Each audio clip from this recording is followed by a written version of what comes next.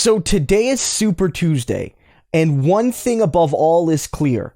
It is incumbent upon people to vote for Bernie Sanders and not Joe Biden if they want to defeat Donald Trump.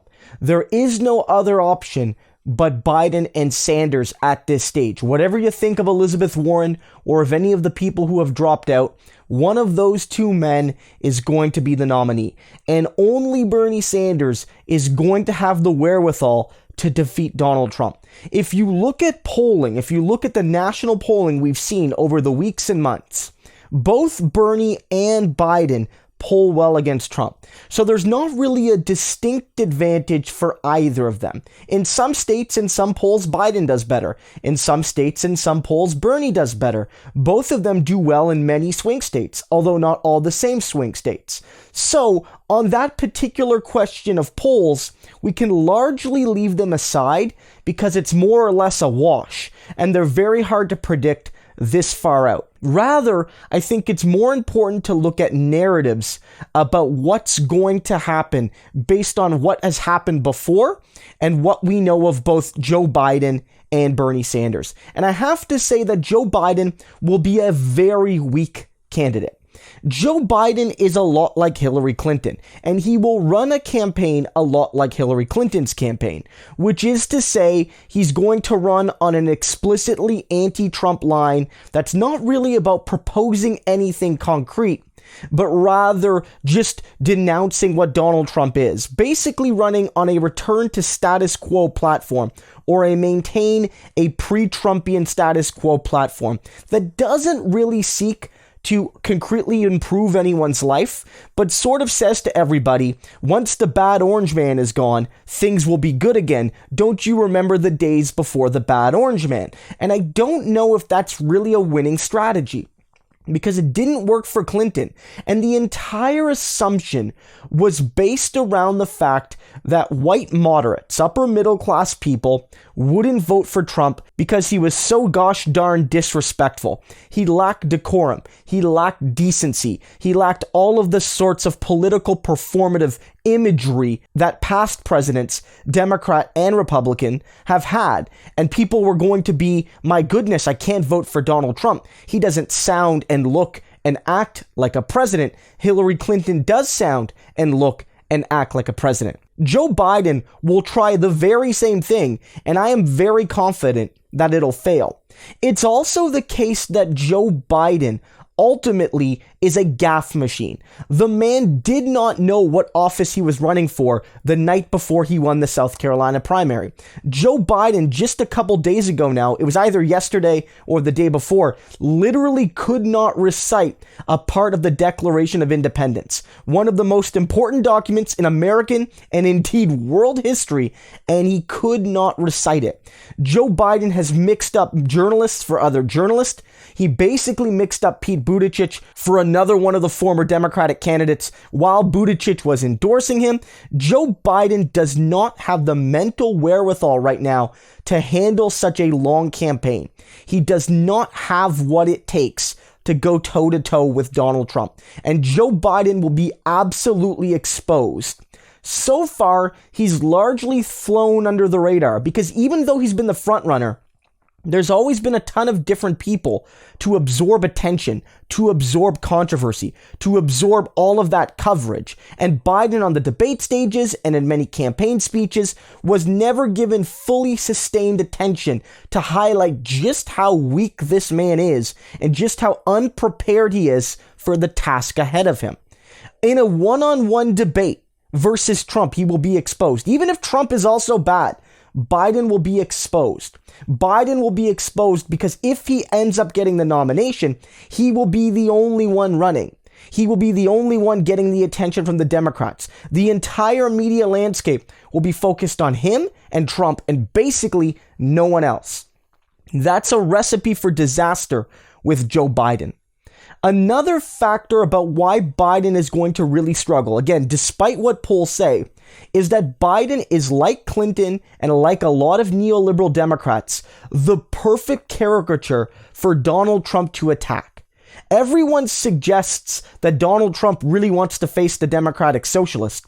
But if you listen to his behind-the-scenes messaging, where he's on the Lev Parnas recordings, he's legitimately worried about the potential for democratic socialism to drive turnout and to flip a lot of former Obama voters to the Democrats again.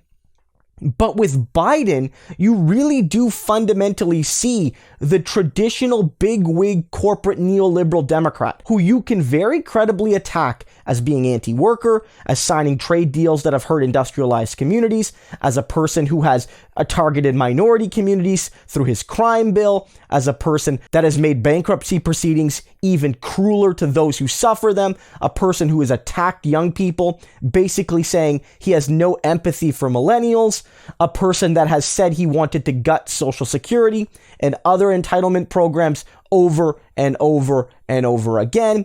Joe Biden on any of these fronts can be credibly attacked as a fake progressive who really doesn't care about regular working and middle class people. And Donald Trump will not have to lie to say any of it. Now, again, you'll say to me, Donald Trump is either equivalent or worse to Biden on almost every one of those issues. And you're 100% right. But the point with Trump's attacks is not to actually look better than Biden or look better than Clinton, as in 2016. The point of the attacks is to denigrate Biden, demobilize enthusiasm around him, and drive turnout down. Because the Republicans realize that the demographics of the nation are shifting away from them. And how they win is by getting people to not participate in democracy.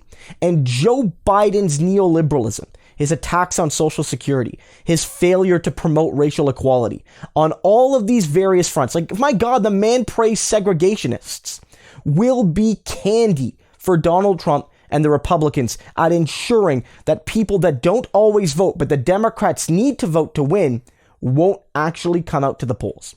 That's the main concern. Bernie Sanders, on the other hand, is poised to run an excellent campaign. Again, the fear-mongering of socialism aside, Republicans deem everyone to the left of Donald Trump nowadays a socialist. So they'll call Biden a socialist, they'll call Bernie Sanders a socialist, they'll call anyone a socialist.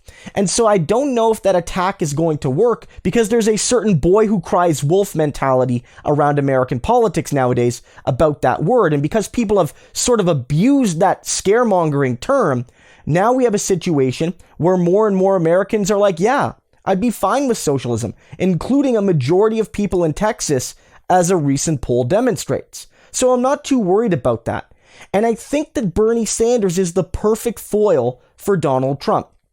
Donald Trump based his entire election strategy off the fact that he was a different politician from both Republican and Democratic elites, that he was the only one that really cared about workers, that he was the only one talking about bad trade deals, that he was the only one fighting for the common person.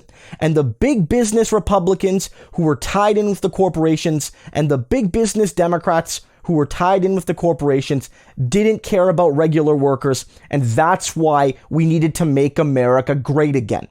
That's what Trump did, and it worked. He won the nomination and he won the presidency. And he won the presidency off those states that felt particularly abandoned by the Democratic elite. Michigan, Ohio, Pennsylvania, Wisconsin. Those states were not participating in the broad economic prosperity that the Obamas and Clintons bragged about in the 2016 election. They could point to the stock market. They could point to unemployment rates in states like New York and California, but they couldn't point to rosy economic pictures in the swing states that matter. And so Donald Trump articulating the concerns, however disingenuously, of those regions is what won him the presidency.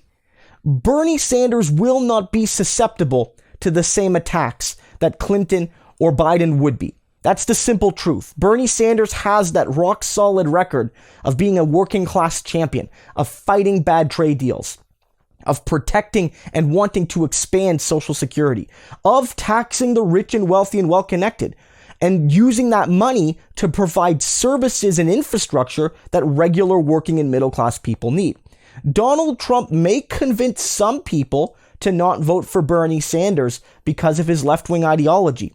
But there's a lot of people who voted for Trump because they felt he was a genuine pro-worker, pro-working class populist, and now realize that probably isn't true, and they're looking for an alternative. Joe Biden really isn't that alternative, but Bernie Sanders would be. And so Bernie Sanders will be able to flip some Trump voters back, but Bernie Sanders will drive turnout amongst young people, amongst racialized people, amongst the otherwise marginalized populations, because at the end of the day, Bernie Sanders isn't just running a negative campaign.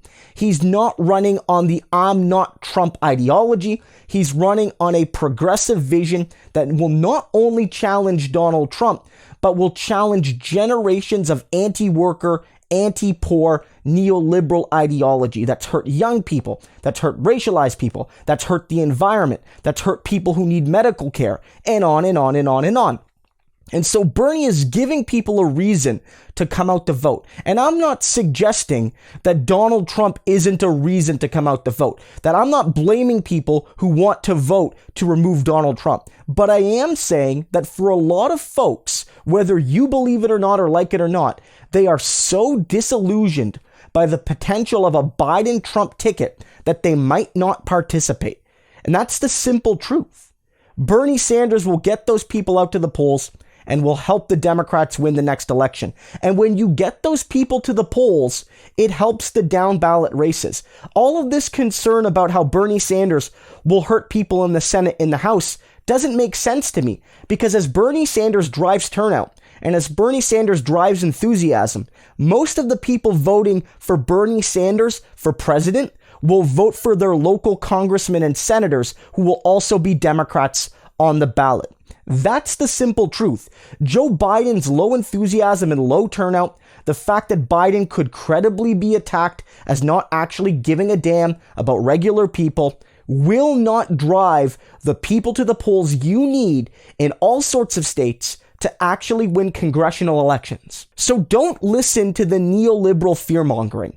Ignore this last-ditch effort by Buttigieg and Beto and Klobuchar and many others to try to unite behind Joe Biden to stop Bernie Sanders. They are not doing it because they fear Bernie will lose. That's not the reason. As I've noted before, they fear the possibility of Bernie Sanders actually winning. They would rather lose with Bernie than win with Trump, so their only option is to try to win with Biden. So by getting rid of Bernie at this stage, they don't have to worry about that choice. Ultimately, these elites fear what Bernie Sanders can do. And I know a lot of regular voters supported Klobuchar or Buttigieg or Warren or anyone else for a lot of very good and viable reasons. I'm not going to interrogate you on that. But at this moment, those individual supporters need to realize that the unification you're seeing is not anything positive, but is a cynical and negative attempt to put a man who will lose on the ticket just to prevent a man who will win from radically changing things on behalf of working people. On this Super Tuesday, you need to get out and vote for Bernie Sanders. And if your state is not a Super Tuesday state, you still need to get ready and vote for Bernie. Because I really do feel that while Bernie could have a great Super Tuesday, this race is shaping up to be very close. And it won't be over today. So if Bernie has a great Super Tuesday or an underwhelming Super Tuesday, the contest isn't over. Get to the polls, make this man the nominee, and beat Donald Trump.